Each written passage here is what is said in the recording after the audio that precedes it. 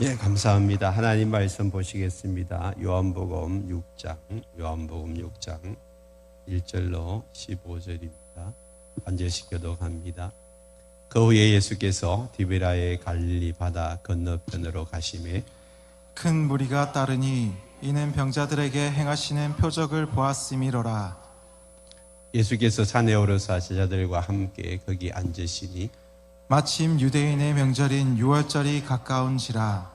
예수께서 눈을 들어 온 무리가 자기에게로 오는 것을 보시고 빌립에게 이르시되 우리가 어디서 떡을 사서 이 사람들을 먹이겠느냐 하시니 이렇게 말씀하심은 친히 어떻게 하실지를 아시고 빌립을 시험하고자 하심이라. 빌립이 대답하되 각 사람으로 조금씩 받게 할지라도 200데나리온의 떡이 부족하리이다. 제자 중 하나 곧 시몬 베드로의 형제 안드레가 예수께 여짜오되 여기 한 아이가 있어 보리떡 5개와 물고기 2마리를 가지고 있나이다. 그러나 그것이 많은 사람에게 얼마나 되게 사옵나이까? 예수께서 이르시되 이 사람들로 앉게 하라 하시니 그곳에 잔디가 많은지라. 사람들이 앉으니 수가 5,000명쯤 되더라. 예수께서 떡을 가져 축사하신 후에 앉아 있는 자들에게 나눠주시고 물고기도 그렇게 그들의 원대로 주시니라. 그들이 배부른 후에 예수께서 제자들에게 이르시되 남은 조각을 거두고 버리는 것이 없게 하라 하심으로 이에 그들이 보리떡 5개로 먹고 남은 조각이 12바구니에 찼더라. 그 사람들이 예수께서 행하신 이 표적을 보고 말하되 이는 참으로 세상에 오실 그 선지자라 하더라. 같이 합니다. 그러므로 예수께서 그들이 와서 자기를 억지로 삼으신 아시고 다시 혼자 산으로 아멘.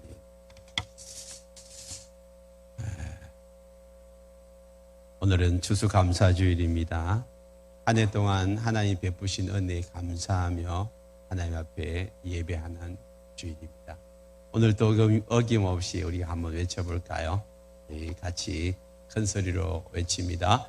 기도하면 됩니다. 하나님이 하십니다. 하나님을 다시 한번 기도하면 됩니다. 하나님이 하십니다. 하나님을 믿습니다.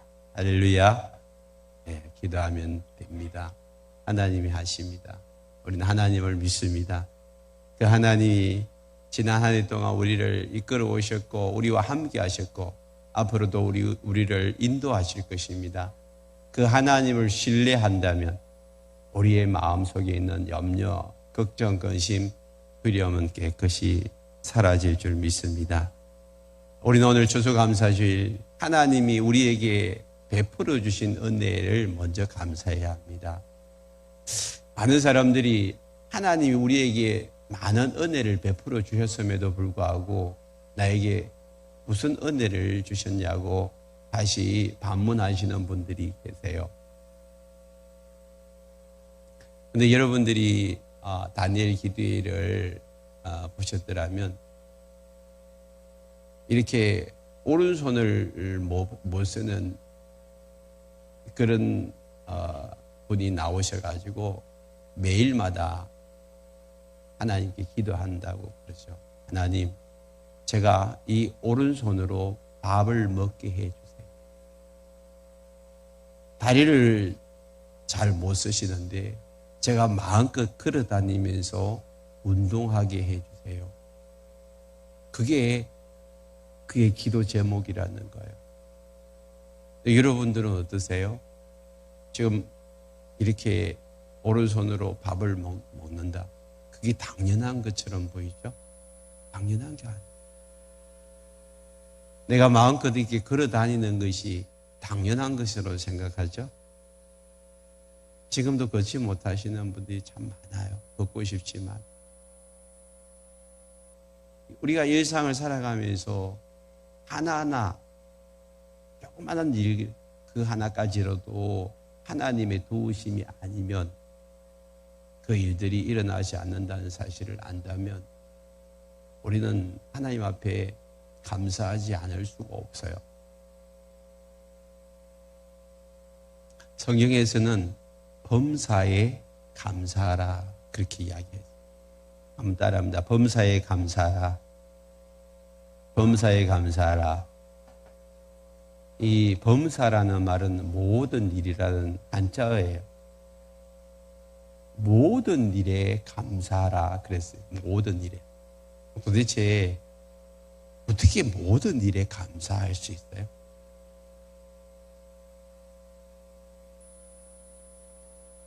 슬픈 일이 있고 기쁜 일이 있고 때로는 낙심하고 절망할 일도 있는데 어떻게 그걸 감사할 수가 있어요?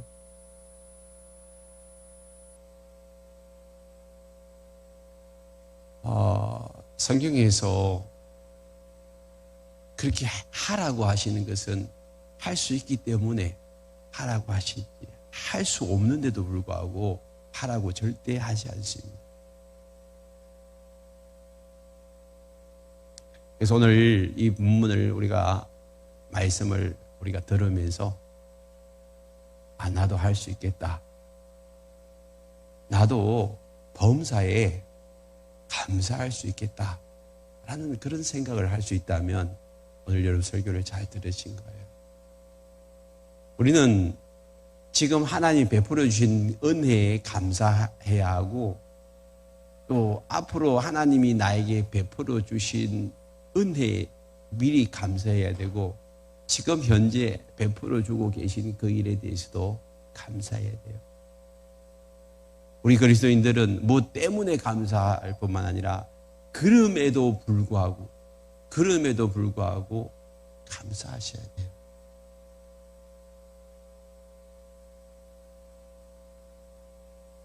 상황과 환경과 조건을 뛰어넘는 감사, 그것이 진정한 감사예요. 그런 감사가 진짜 범사의 모든 일에 감사할 수 있는 그런 감사예요. 뭐 때문에 그렇게 해야 되죠? 오늘 본문에서 그것을 가르쳐주고 있습니다. 오늘 본문은 오병이어의 기적입니다. 어린아이 때부터 신앙생활을 하신 분들이라면 이 오병이어의 기적은 다 알죠. 보리떡 5개, 물고기 2마리로 5,000명을 먹이고 장정만 5,000명이고 어린아이까지 하면 2만여 명이죠. 2만여 명. 그리고 남은 강주리가 몇 강주리에? 우리 주일 학생들 몇 강주리에? 안 미웠어요? 좋은 주일학교 나온 것으로 알고 있는데 몇 강주리요? 안 들려? 그러면 여기는 중고등학생들 몇 강주리예요? 오늘 성경 안 읽었어요. 5,000명, 장정마 5,000명을 먹이고 그 다음에 12강주리. 몇 강주리예요? 12강주리. 그거는 이제 예수 믿는 사람들의 기본이에요. 당신 신앙생활을 얼만큼 했습니까? 라고 테스트 할 때에 제일 기본적으로 물어보는 것이 이거예요. 오병이의 기적이. 몇 강줄이요? 12강줄이 남겼어요. 그런데 이 12강줄이를 남길 만큼의 그 많은 음식을 이렇게 예수님이 축복해가지고 만들어내시는데 제일 먼저 그게 필요한 것을 갖다 준 사람이 누구예요? 어린아이예요, 어린아이. 여기 있는 이런 어린아이들이 어른이 아니에요.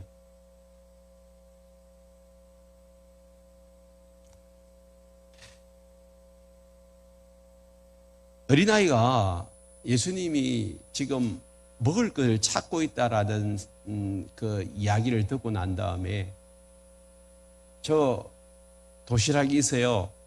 제가 집에 나올 때에 엄마가 도시락을 싸줬는데 거기에 보리떡 5개, 물고기 2마리가 있는데 이거 예수님 앞에 갖다 드릴래요? 그러면서 제자 손에 제자 안드레 손에 그걸 내어놨어요. 여러분, 예수님이 지금 어떤 형편에서 지금 도시락을 달라고 했을까요? 5절 말씀을 같이 읽어볼까요? 5절 말씀 같이 읽어볼게요. 예수께서 눈을 들어 큰 무리가 자기에게로 오는 것을 보시고 빌립에게 이르시되 우리가 어디서 떡을 싸서 이 사람들 먹이겠느냐 하시기. 사람들이 지금 예수님에게 막 몰려와요. 몰려오는데 똑같은 본문을 마태, 마가, 누가 복음에서 또 요한복음까지 이 네 복음서가 다 이야기하고 있는데 마가복음 6장 34절에 보면 똑같은 내용인데 이런 말씀이 나와요. 같이 읽어볼까요? 예수께서 나오사 큰 무리를 보시고 그 목자 없는 양 같음으로 인하여 불쌍히 여기사 이에 여러 가지로 가르치시더라. 여기 보니까 큰 무리들이 나오는데 예수님이 보실 때에 그 무리들이 뭐와 같다고요? 목자 없는 양과 같이 막 뿔뿔이 흩어져 가지고 지 마음대로 하는 거예요. 그러니까 예수님 마음속에서 무슨 마음이 생겼어요? 불쌍히 여기는 마음. 여기 불쌍히 여기다는 말은 이 헬라어 원어에 보면 스플랑크 니조마이라는, 여러분 몰라도 돼요. 스플랑크 니조마이라는 단어인데 이거는 창자가 끊어지듯이 아픔을 느꼈다. 청자가 끊어지듯이 아픔을 느꼈다. 이 스플랑크 니조마이라는 이 단어 속에서 오늘 본문이 해석되어지는 겁니다. 예수님이 무리를 보면서 그 사람들이 지금 양의 목자가 없이 자기 마음대로 지금 살아가고 있는 그 모습을 보고 너무 마음이 아픈 거예요. 그럼 예수님이 지금 그 무리들에게 뭔가를 나눠주려고 하는데 단지 떡이나 물고기 조금 주려고 하는 것이 아니었어요. 무엇 때문에 예수님이 그토록 마음이 아플까요? 그 영혼들이 하나님을 모르는 거예요. 예수님을 모르는 거예요. 예수님이 우리의 목자시고 예수님이 우리의 구원자이신데 그 예수님을 만나지를 못하는 거예요. 그러니까 너무 가슴이 아픈 거예요. 창자가 끊어질 듯이. 여러분들이 여러분 자녀가 여러분들을 못 알아본다고 생각해 보세요. 여러분 얼마나 하늘이 무너지겠어요. 아이가 지금 태어나갈 자라면서 여러분들을 향하여서 아빠 엄마라고 부르지 못하는 그 자녀들을 보면 너무 기가 막히죠. 예수님도 똑같아요. 하나님을 향하여 아버지라고, 자기를 향하여서 구원자라고 그렇게 알지 못하는 그 영혼들을 보면서 너무 가슴이 아픈 거예요. 창자가 끊어질 듯이 아픈 거예요. 그래서 예수님이 그들에게 여러 가지로 가르치셨대요. 그냥 예수님이 기적을 나타내시고 막 그냥 떡을 나눠주시고 그 정도로 지금 예수님이 하기를 원하지 않으시고 그들에게 생명의 말씀을 나누셔서 생명의 떡을 나누고 싶은데 그들에게 먼저 그것을 자기가 이제 어떤 분이심을 보여주고 싶은 거예요. 지난주 우리는 사르밧 과부 이야기를 들었어요. 예수님이 사르밧 과부에게, 하나님이 사르밧 과부에게 엘리야를 보내신 이유가 뭘까요? 그 사르밧 과부와 그 아들에게 먹을 양식을 주기 위한 것이 아니고 그 사르밧 과부와 그 아들의 영혼을 구원하기 위해서. 그래서 사르밧 과부의 집에 가서 밀가루 통에 밀가루가 기름통에 기름이 끊어지지 않는 기적을 나타내 보여주셔가지고 그 다음에 이 엘리야가 보통 사람이 아니라는 것을 알았어요. 그러나 그가 아직도 하나님의 사람인 줄을 몰랐어요. 근데 나중에 자식을 죽이고 다시 살리잖아요. 그러고 난 다음에 야, 당신이 진짜 하나님의 사람이고 당신의 입에서 나오는 하나님 말이 하나님의 말씀인 줄 이제 알겠다. 그렇게 하잖아요. 그래서 그 사람들이 그 엘리야를 통하여서 영원히 구원을 받는 거예요. 똑같아요.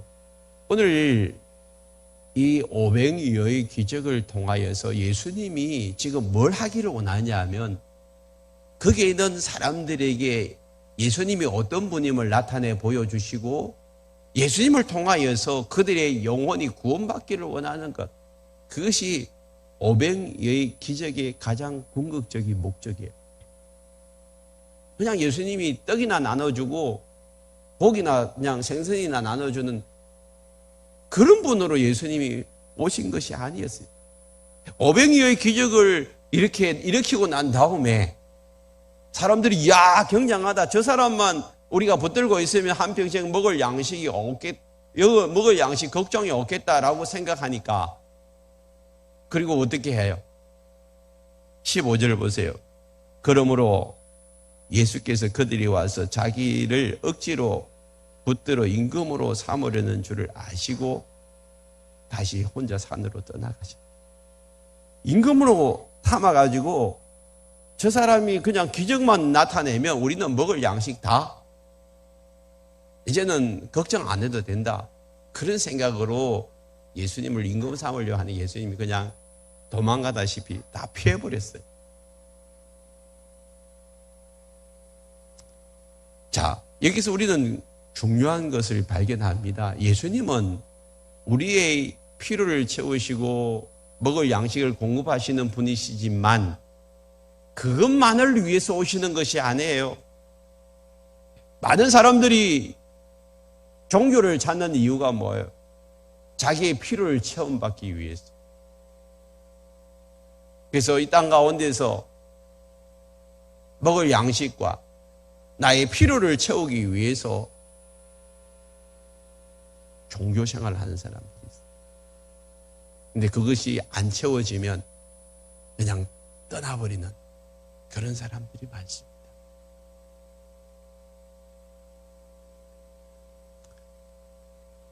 오늘 주님이 궁극적으로 여기서 중요하게 우리에게 말씀하시는 것은 예수님이 먼저 우리의 필요를 채워주세요. 그 사람들이 배가 고프니까 그 사람들에게 내가 먹을 양식을 줄 테니까 이거 도대체 어떻게 어디서 이 먹을 양식을 구할까 한번 생각해봐라. 빌립에게 그렇게 이야기했습니다. 그런데 이렇게 말씀하시 6절을 보세요. 이렇게 말씀하시면 친히 어떻게 하실지를 아시고 빌립을 뭐 하려고요? 시험하신 테스트. 여러분, 하나님은 앞뒤가 안 맞는 상황 속에서 우리를 테스트 하시기도 합니다. 이 하나님이 우리를 시험하실 때가 가만히 보십시오. 우리의 머리로 이해가 되어지고 상식적으로 뭐 풀 수 있는 그런 문제를 가지고 하나님은 테스트하지 않습니다. 창세기 22장에 보면 아브라함이 하나님 앞에 테스트를 받았어요. 100세 때 낳은 아들 이삭을 바치라고 하잖아요. 도대체 지금 이 시기에 아들 이삭을 바치고 나면 하나님이 약속한 이 아들을 바치고 나면 이제 도대체 상속할 상속자가 없는데 외아들밖에 없는데 아브라함과 사라 사이에 태어난 그 아들이 상속자인데 이 아들을 바치라고 하잖아요. 이해할 수가 없어요. 하나님이 우리를 테스트할 때는 이해할 수 없는 도대체 내가 할 수 없는 그 상황 속에서 테스트를 해요. 근데 아브라함은 그 테스트에 통과했습니다. 바쳤어요. 그러고 나니 하나님께서 그 아들을 살려주잖아요. 그리고 그 아들을 통하여 축복의 통로로 쓰십니다. 지난주 우리가 살펴본 사르밧 가부도 사실은 마지막 한 움큼의 밀가루와 기름을 바치라고 할 때 그 테스트를 통과했어요. 그러고 난 다음에 아들을 살리는 그런 놀라운 축복을 그가 경험하게 되죠. 오늘 본문도 똑같아요. 빌립도로 지금 어디서 이 많은 양식을 구해가 이 사람들을 먹이겠느냐라고 말씀하시는 것은 예수님이 먹이시려고 의도적으로 그 문제를 끄집어낸 거예요. 2만여 명의 이 사람들을 내가 먹이겠다. 근데 어떻게 먹을까? 한번 네 생각해봐라. 빌립에게 물어봤어요. 근데 빌립은 어떻게 해요? 상식적으로, 이성적으로, 합리적으로 자꾸 생각하는 거예요. 그렇게 답이 없는 거예요. 이 돌판에서 지금 한꺼번에 이 저녁 식사를 2만여 명의 분을 어떻게 만들어낼 것이며 어디서 구할 것이며 심지어는 그 생각에는 7절에 보니까 들어가는 돈이 200데나리온이에요. 1데나리온은 하루 품삯인데 20만 원으로 잡으면 200데나리온은 뭐예요? 4천만 원이에요. 지금 우리 수중에 4천만 원 돈도 없고 이 수중에 이 사람들을 2만여 명을 한꺼번에 먹을 양식도 어디서 구할 것이 없다. 그러니까 안 된다. 합리적으로 이성적으로 계산해 가지고는 안 된다라는 보고를 지금 예수님에게 하는 거예요. 그런데 지금 예수님은 지금 무리들을 보시고 불쌍히 여기셔가지고 그들을 먹이려고 하는 거예요. 먹이려고. 예수님은 된다고 문제를 제기하셨는데 빌립은 안 된다고 했어요. 그런데 안드레가 그 말씀을 받고 난 다음에 혹시 될 수도 있을 것이다. 예수님의 손에 올려드리면 뭔가 일이 일어날 것이다 라고 생각하고 광고를 했어요. 예수님이 지금 먹을 양식을 찾으니까 여기에 먹을 양식을 가지고 있는 사람, 도시락을 가지고 있는 사람 손들을 했어요. 누가 손들었을까요? 어린아이였어요. 여러분, 그 중에 한 2만여 명이 여러분 꽁쳐놓은 도시락이 없었을까요? 자기 먹고 자기 자식 먹이려고 감춰둔 도시락이 없었을까요?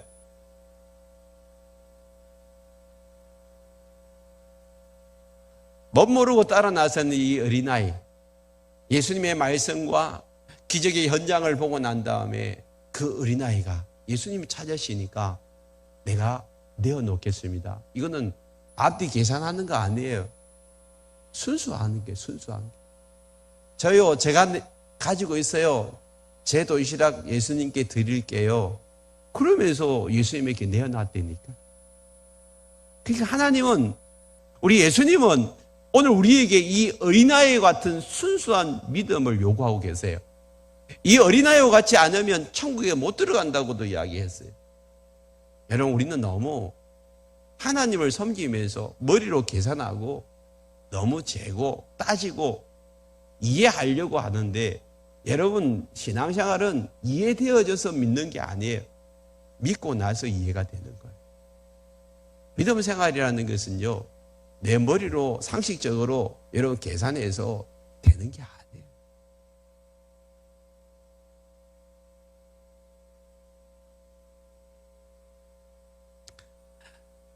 예수님이 그 도시락을 받으시고 감사 기도하신 다음에 사람들에게 나눠주라고 하잖아요.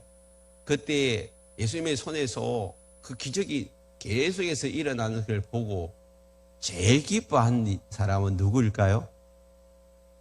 이 어린아이였어요. 어린아이. 여기서 우리는 예수님이 우리에게 말씀하십니다. 항상 기뻐하라. 항상 기뻐하라. 쉬지 말고 기도하라. 범사에 감사하라. 주님이 우리에게 말씀하실 때 항상 기뻐할 이유가 없는데 어떻게 항상 기뻐할 수 있을까요? 기쁨은 우리 안에서 나오는 것이 아니라 예수님이 우리에게 주시는 거예요.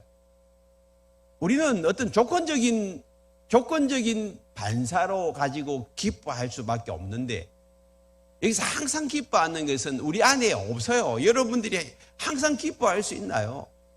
없잖아요. 항상 기뻐하려면 그 항상 기뻐하는 것이 내 안에 없기 때문에 누군가가 이 항상 기뻐하는 셈이 터지도록 해야 되는데, 그게 우리 안에 있는 게 아니라 기쁨의 셈 되시는 예수님, 그 안에 여러분 기쁨이 있는 줄 믿습니다. 예수님의 영이신 성령님이 우리 가운데 오시면 그리스도 안에서 이 기쁨이 터져 나오는 거예요. 그런데 여러분, 예수 안에 들어온 자들에게 있어서 중요한 한 가지 특징은 뭐냐 하면 자기 이기심을 깨뜨리는 거예요. 꽁쳐놓고 예수님이 찾으실 때에 도시락을 안 내놓은 사람들은 예수님의 손에 올려드려가지고 막 기적이 일어나는 그 현장에서 별로 감흥이 없을 거예요. 그런데 어린아이는 자기가 예수님이 찾으시는 그 순간에 여러분 감사히 예물을 드렸을 때 그것이 예수님의 손에 의해서 막 곱하기 뭐예요? 1,000, 만으로 10,000명, 20,000명이 막 먹고 남을 정도로 많이 생겨나니까 얼마나 기쁘겠어요.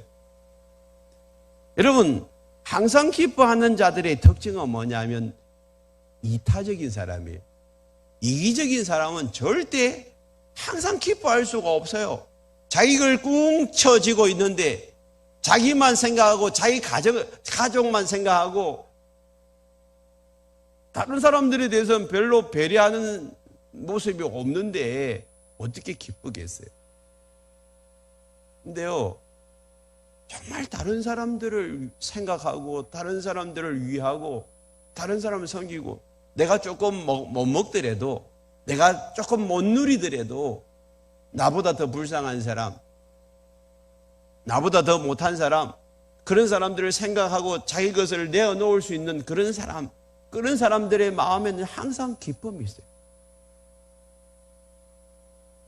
여러분들이 언제 막 기뻐나요? 다른 사람들을 막 도와주고 나면요, 나도 모르게 기뻐요. 그게 하나님이 주시는 기쁨이에요.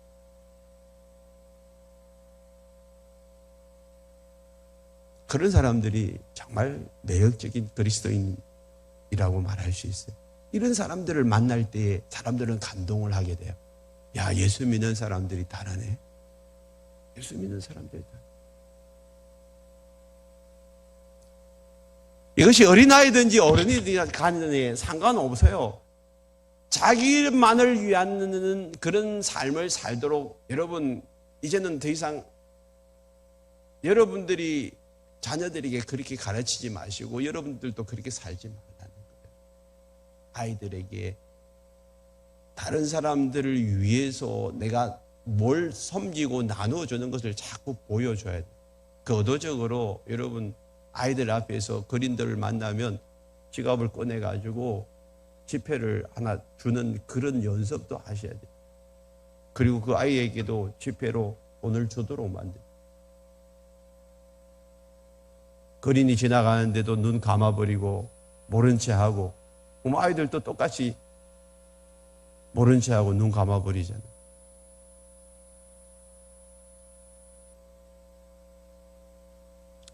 여러분들은 지금은 이 순간에 어떻게 했을까요? 예수님이 지금 막 찾으시는데 여러분 어떻게 반응하셨을까요? 어린아이처럼 손들고 나가서 제 거 있습니다라고 여러분 예수님의 손에 여러분 도시락을 올려드렸을까요? 아니면 우리 아이 처자식들 아직도 먹을 게 양식 이것밖에 없는데 하면서 자기 생각을 먼저 하고 자기 자식을 먼저 생각하는 그런 자리에 있었을까요? 한번 지금 생각해 보십시오. 여러분, 오늘 감사의 예물로 드려진, 예수님의 손에 드려진 이 떡과 물고기가 뭘로 바뀌나요? 기적의 떡과 물고기로 바뀌잖아요. 기적의 떡. 여러분, 오늘 내 손에 있으면 그냥 일상의 것이에요. 일상의 것. 그러나 주님에게로 올려드리면 그건 일상이 아니고 기적이에요. 기적.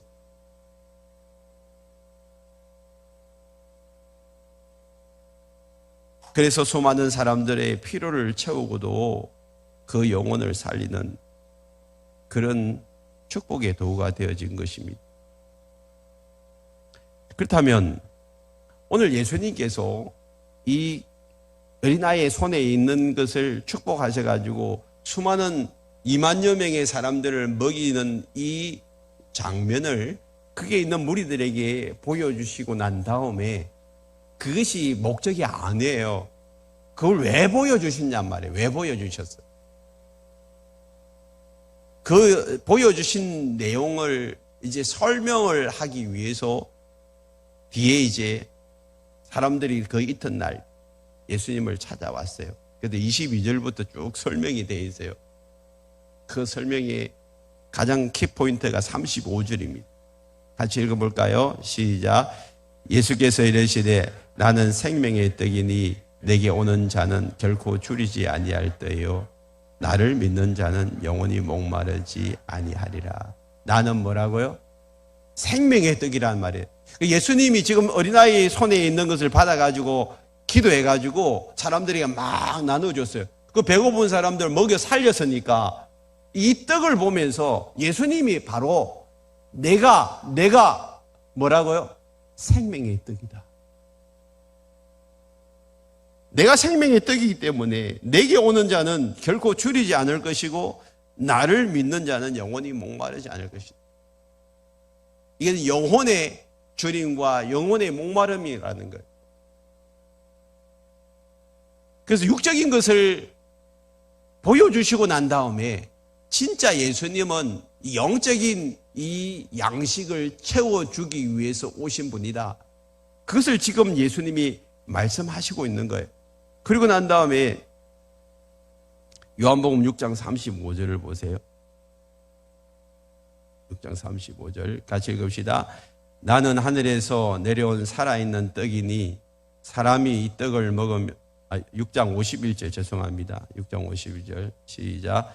나는 하늘에서 내려온 살아있는 떡이니 사람이 이 떡을 먹으면 영생하리라. 내가 줄 떡은 곧 세상의 생명을 위한 내 살이니라 하시니라. 예수님이 하늘에서 내려온 떡인데 사람이 이 떡을 먹으면 뭐 한다고요? 영생하리라.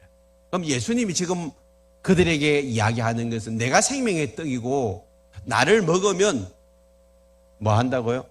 영생한다. 자, 이것은 성찬식 때에 우리에게 늘 말씀하시는 내용이잖아요. 나를 먹으면 산다는 것. 그럼 예수님이 어린아이의 손에 있는 이 떡을 받아가지고 사람들에게 막 나누어준 그 행위가 바로 예수님 자신이 이 사람들에게 나누어지면 그것을 먹으면 뭐 한다고요? 영생한다.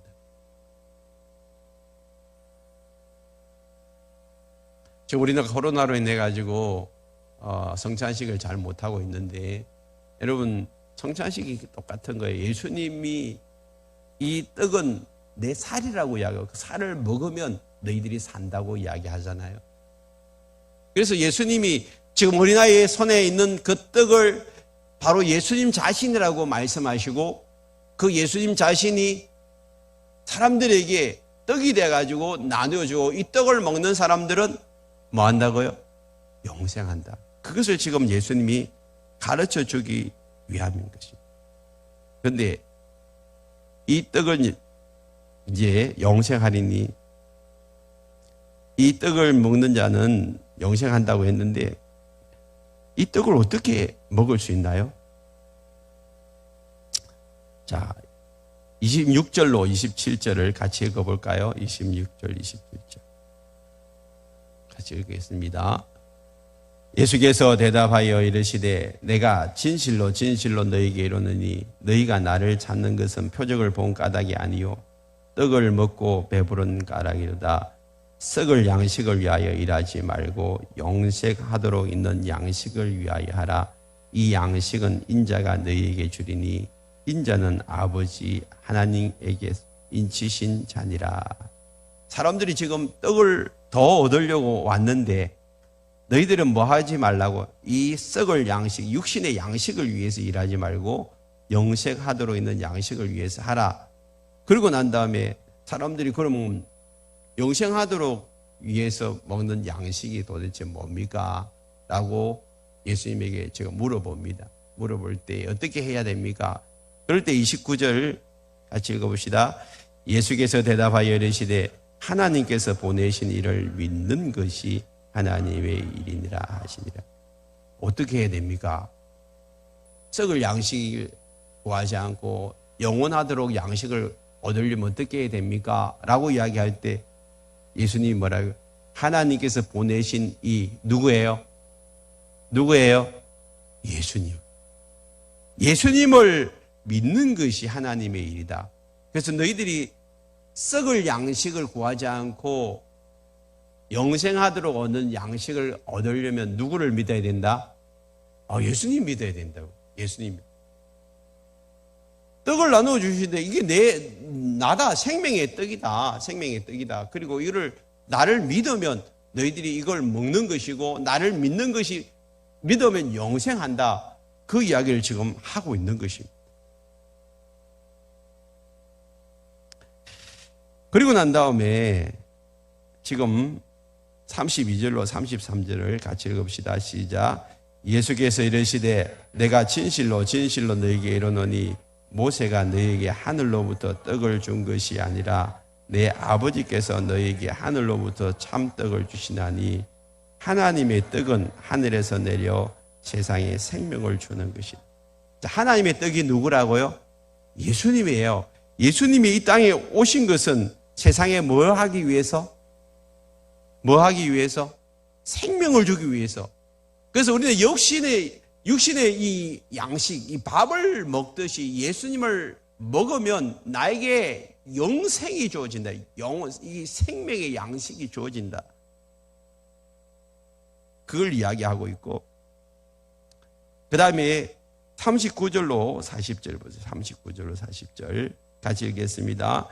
나를 보내신 네의 뜻은 내게 주신 자 중에 내가 하나도 잃어버리지 아니하고 마지막 날에 다시 살리는 이것이니라. 내 아버지의 뜻은 아들을 보고 믿는 자마다 영생을 얻는 이것이니 마지막 날에 내가 이를 다시 살리라 하시니라. 자, 생명의 떡을 먹어서 어떻게 한다고요? 다시 살리기를 원한다. 다시 살려. 그래서 하나님 아버지의 뜻은 39절에서 내가 하나도 잃어버리지 않는다. 잃어버린다는 말은 구원을 받지 못하는 거예요. 천국에 못 가는 거예요. 근데 예수님은 한 사람도 구원받지 못하는 사람 없도록 내가 이 땅에 왔다는 거예요. 그래 나를 먹기만 하면, 먹는다는 말은 믿는다는 거예요. 예수님을 믿기만 하면 그 영의 양식이 내 안에 들어와서 영생을 얻는 것처럼 너희들이 영원히 살 것이다. 그걸 예수님이 가르쳐 주기 위해서 지금 너희들에게 먹을 양식이 없냐? 그걸 찾고 있는 거예요. 그래서 감사의 예물을 드린 어린 아이 손에 먹을 양식이 어떻게 돼요? 하나님이 예수님이 기도하니까 그냥 2만여 명이 먹게 되는 것처럼 오늘 주님이 이 땅에 오신 이유는 너희들에게 생명의 떡을 나눠주기 위해서 내가 여기 왔다라고 그렇게 이야기하고, 한 사람도 잃어버리지 않기를 원한다. 그리고 예수를 믿는 아들을 보고 믿는 자마다 영생을 얻기를 원한다. 이거를 지금 예수님이 가르쳐 주시기 위해서 지금 본보기로 지금 보여주고 있는 것이 500여예요. 그렇다면 오늘 여기서 가만히 보십시오. 첫 출발점이 뭐예요? 어린아이가 하나님 앞에 드린 감사의 예물입니다. 이 감사의 예물이 주님의 손에 올려드리니까 기적의 떡으로 바뀌어지고 그 떡이 사람들을 살리는 축복의 통로가 되는 거예요. 예수님도 이 땅에 오셨습니다. 그리고 십자가에서 자신을 드렸어요. 그래서 수많은 인류를 살리는 도구로 하나님께서 예수님을 사용하신 거예요. 그러면 주님 오늘 우리에게 뭘 요구할까요?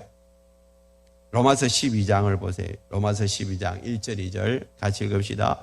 그러므로 형제들아 내가 하나님의 모든 자비하심으로 너희를 권하노니 너희 몸을 하나님이 기뻐하시는 거룩한 산 제물로 드리라. 이는 너희가 드릴 영적 예배니라. 자, 1절에 보니까 너희 몸을 어떻게 해야 하나님 앞에 산 제물로 드리라는 거예요. 여러분, 어린아이가 자신이 가지고 있는 도시락을 드리는 것은 자신을 드린 거예요. 자신을 드린 거예요. 여러분들이 하나님 앞에 나와서 예물을 드릴 때 그 예물은 하나님 앞에 자신을 드리는 행위예요. 한나가 기도하고 난 사무엘, 그 사무엘을 하나님 앞에 올려드렸잖아요. 그럴 때에 하나님은 사무엘을 축복하셔서 한 시대를 움직이는 지도자로 하나님 만들어 주셨어요. 사도 바울이 자기 자신을 산 제물로 드렸어요. 그럴 때에 여러분 예수님 이후에 한 시대를 핵을 끊는 이런 놀라운 일을 감당한 그런 사람으로 바뀌어졌어요. 그 사람이 유럽에 갔을 때 유럽이 문명이 바뀌어지는 그런 놀라운 역사가 일어났고 하나님 앞에 내 자신을 드린 사람들이 하나님의 손에 올려드리셨을 때에 그 사람을 통하여서 수많은 기적들이 나타나고 그 사람을 통해서 수많은 영혼들이 구원함을 받는 그 일에 쓰임받게 된단 말이에요. 그러므로 오늘 하나님께서 저와 여러분들에게 뭘 요구하고 있냐? 여러분 자신을 감사의 제물로 한번 올려봐라는 거예요. 여러분 자신을 하나님 앞에 한번 드려보시란 말이에요.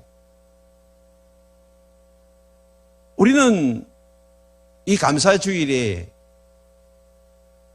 하나님이 나에게 뭔가를 자꾸 베풀어 주시기를 원하고 그 베풀어 주신 것에 대해서 하나님이 많이 베풀어 주시면 많이 감사하고 적게 베풀어 주시면 적게 감사하고 그런 조건적인 감사만을 자꾸 생각하는데 주님은 오늘 저와 여러분들에게 뭘 요구합니까?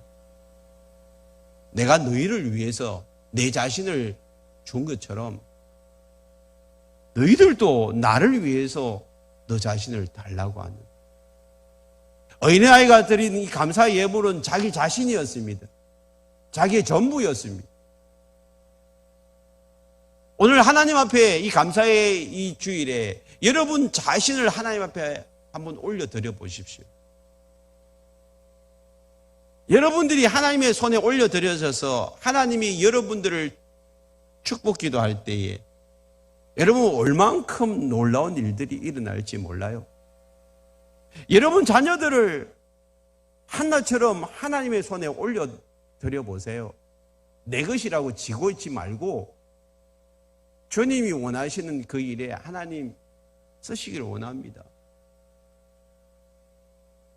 여러분들이 가지고 있는 물질을 주님의 손에 올려보십시오. 하나님이 얼만큼 여러분들을 축복하시는지 하나님의 손에 올려드린 그 물질이 어떻게 사용되어지는지 여러분들의 건강을 하나님의 손에 올려드려 보십시오. 하나님이 얼만큼 역사하시는지 우리는 그것을 경험하셔야 돼요. 그리고 난 다음에 12장 2절에서는 너희는 이 세대를 본받지 말고 오직 마음을 새롭게 함으로 변화를 받아 하나님의 선하시고 기뻐하시고 온전하신 뜻이 무엇인지 분별하도록 하라. 이 땅 가운데서 우리 자신을 하나님 앞에 드리고 그 다음에 이 땅 가운데서 하나님의 뜻을 분별하는 삶을 살라는 거예요. 이런 삶을 사는 사람들은 정말 매력적인 그리스도인이 되는 거예요. 하나님의 뜻을 알고 하나님의 뜻을 분별하고 살아가는 사람, 이 시대를 본받지 아니하고 살아가는 그런 사람들은요, 세상 사람들과 다른 삶을 살아요. 여기 하나님의 뜻을 분별하라고 하는데, 여러분 성경에 보면 하나님의 뜻이 분명한 것이 있어요. 그게 데살로니가전서 5장 16절로 18절입니다. 같이 읽어볼까요? 항상 기뻐하라, 쉬지 말고 기도하라, 범사에 감사하라. 이것이 그리스도 예수 안에서 너희를 향하신 하나님의 뜻이니라. 여러분, 세상 사람들은 이렇게 살 수 없어요. 살지 못해요. 그러나 여러분, 그리스도인들이 이런 삶을 살아낼 수 있어요. 그래서 세상 사람들과 다르기 때문에 세상 사람들은 우리를 보면서 야, 다르네. 그러면서 우리를 보면서 매력을 느끼는 거예요. 매력적인 사람들은 여러분 어떻게 해요? 끌리잖아요. 그리고 같이 있고 싶고 같이 밥 먹고 싶고 교제하고 싶은 거예요. 매력이 있기 때문에. 여러분, 우리 그리스도인들이 세상 사람들에게 매력 있는 사람들로 비춰져야 합니다. 매력 있는 사람으로 살아가기 위해서 우리가 첫 번째는 항상 기뻐해야 되는데, 그 기쁨이 나에게서 오는 기쁨이 아니라고 했죠. 조건적인 기쁨이 아니에요. 여기 그리스도 안에서 너희를 향한 하나님의 뜻이라고 했는데, 그리스도 안에 들어온 사람만이 할 수 있는 기쁨입니다. 그리스도 안에 들어왔다는 in Christ인데, 이게 사실은 그리스도와 함께라는 뜻으로도 사용되어져. 그리스도와 함께 사는 사람들은 예수님을 닮아가는 거예요. 예수님은 결코 이기적이지 않았어요. 자기만을 위해서 살지 않았어요. 예수님은 목숨까지 내어놓고, 내가 이 땅에 온 것은 섬김을 받으러 온 것이 아니라 섬기러 왔다고 이야기하면서 자기의 목숨까지도 우리를 위해서 섬겨주신 분이 예수님이에요. 그분에게는 항상 기쁨이 넘쳤습니다. 그분과 함께 살면서 그분처럼 살아내는 거예요. 자기 자신의 틀을 깨트려야 합니다. 예수 믿으면서도, 예수 안에 있으면서도 여전히 자기의 틀 속에 갇혀가지고 자기만을 위한 삶을 사는 그런 삶을 빨리 깨트려야 돼요. 그래야 항상 기뻐하는 삶이 뭔가를 알게 돼요. 늘 예수 믿으면서 나만 잘 되고 그리고 내가 잘 안 되어지면 너무 힘들어해요. 막 슬퍼하고 낙심하고 절망합니다.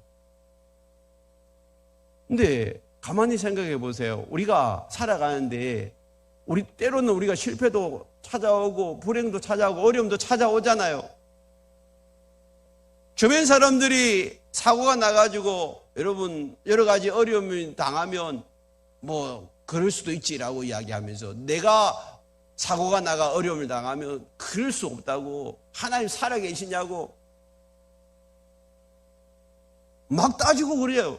내가 실패하고 나면 왜 하나님 나를 버리시냐고 막 그렇게 하면서, 다른 사람은 실패하면 아유 뭐 그럴 수도 있지, 뭐 살아가면서 뭐 실패 안 하는 사람은 어디 있냐고, 어려움 당하지 않는 사람은 어디 있냐고, 고통 없는 사람이 어디 있냐고 그렇게 말하면서, 내가 고통을 당하고 내가 어려움을 당하고 내가 실패하면 하나님 나한테 왜 그러냐고, 내가 이렇게 열심히 잘 살아왔는데, 주를 위해서 살았는데 왜 나한테 그러냐고 막 따지고 화내고 그러잖아요. 여러분, 그거 자기중심적이에요. 나도 실패할 수 있고, 나도 건강을 잃어버릴 수 있고, 나도 어려움 당할 수 있다. 그럼에도 불구하고 예수님이 나와 함께 하시기 때문에 나 모든 일에 감사할 수 있다. 왜? 모든 것을 합력하여 선을 이루게 하시는 분이 하나님이시기 때문에 그럼에도 불구하고 감사하는 거예요. 요셉이 형들에 의해서 포로로 끌려갔어요. 그냥 노예로 끌려갔단 말이에요. 그럼에도 불구하고 그는 그곳에서 하나님께 감사했어요. 처음에는 힘들었겠죠. 그러나 하나님 나와 함께 하시기 때문에 나는 감사할 수 있다고. 그 나중에 옥살이까지 하다가 형들을 만나고 난 다음에 어떻게 하죠? 형들이 나를 팔았지만 형들이 판 게 아니고 하나님이 나를 먼저 보냈다고. 여러분, 그 모든 상황을 하나님의 관점으로 볼 수 있는 눈이 열려버리면 범사에 감사가 되어져요. 아, 하나님이 이렇게 하시는 거구나. 내가 어려움을 찾아와도, 질병에 걸려도, 고통이 찾아와도, 문제가 생겨도 하나님이 이걸 통해서 무엇을 하실까? 그러면서 긍정적인 눈으로 그 모든 것을 바라보면 감사가 되어져요. 감사가 되어져요. 그런데 항상 긍정적인 눈이 아니라 부정적인 눈으로 바라보면 절대 감사가 안 돼요. 지금 여러분들이 어떤 어려움 속에 빠져 있나요? 어떤 문제가 생겨났나요?